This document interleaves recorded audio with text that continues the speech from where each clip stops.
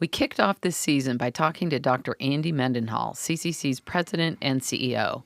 Now, for our final episode, we're glad to have him back to help us answer some of the thoughtful questions our listeners have sent in. Welcome back, Dr. Andy. Thanks, Juliana. It's great to be here. All right, let's get to some of these questions. As drugs rapidly change on the street, what are the trends you're seeing right now that may go beyond fentanyl?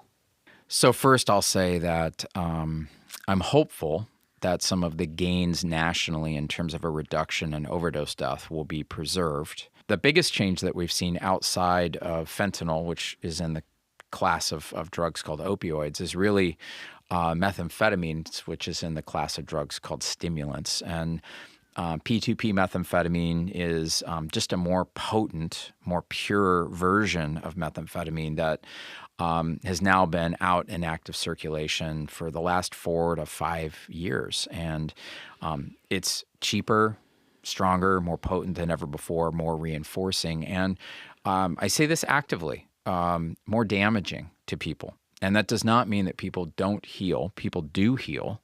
But the lift that they have to carry in order to get healthy is much harder. The post-acute withdrawal and the craving is reportedly just way worse because the drug itself is much, much stronger. And we typically see the psychiatric impacts of methamphetamine with much shorter durations of use. And those psychiatric impacts can be the development of psychosis or drug-induced or stimulant-induced psychosis, which is a form of behavioral health condition that we would associate with schizophrenia. So it's drug-induced and generally speaking, temporary.